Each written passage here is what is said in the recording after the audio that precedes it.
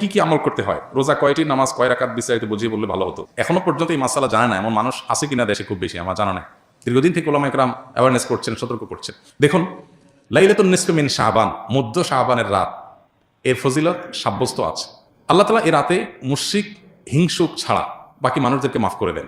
এবং এ রাতের ফজিলত সংশ্লিষ্ট আরো অনেকগুলো হাদিস আছে যেগুলো জয়ীফ সূত্রে বর্ণিত, কিন্তু এই একটা হাদিস গ্রহণযোগ্য সূত্রে বর্ণিত হওয়ার কারণে অন্য যেগুলো আছে সবগুলোর একসাথ করলে মোটা দাগে লাইলাতুন নিসফি মিন শাবান বা মধ্য শাবানের রাত, এটার নাম আমরা সবে বরাত দেই। আসল নামটা, হাদিস দেওয়া নাম কোনটা? লাইলাতুন নিসফি মিন শাবান, মধ্য শাবানের রাত। সবে বরাত এটা আসল নাম না।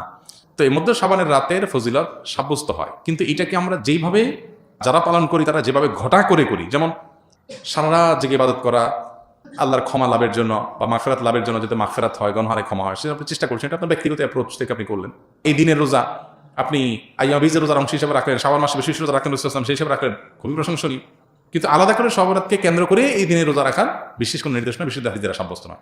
এর বাইরে এই রাতকে শবে বরাত ভাগ্যের রাত মনে করা, বরাত মানে ভাগ্য, আর বরাতের আরেকটা অর্থ হলো মুক্তি। মুক্তির অর্থে ঠিক আছে শবে বরাত, আল্লাহ মানুষকে মুক্ত করেন, কিন্তু ভাগ্যের অর্থে ঠিক নাই। সূরা দুখানের শুরুতে আল্লাহ বলেছেন ফিহা ইউফরাকু কুল্লু আমরিন হাকিম ইন্না আনজালনাহু ফি লাইলাতিন মুবারাকাহ ইন্না কুন্না মুনজিরিন। আল্লাহ বলেছেন কোরআন আমি একটি বরকতময় রাতে নাজিল করেছি। কোন রাত সেটা? ওই যে ইন্না আনজালনাহু ফি লাইলাতিল কদর। আরেক জায়গায় আল্লাহ বলেছেন, কোরআন আয়াত আয়াতের ব্যাখ্যা করে আল্লাহ বলেছেন ফিহা ইউফরাকু কুল্লু আমরিন হাকিম, যে রাতে কোরআন নাজিল হচ্ছে সেই আয়াতের সে রাতে গুরুত্বপূর্ণ সব বিষয় ধার্য করা হয়। তার মানে লাইলাতুল কদরই গুরুত্বপূর্ণ বিষয় ধার্য করা। অতএব সব রাতে ভাগ্য নির্ধারণ করা হয়, এটি বিশুদ্ধ মত না।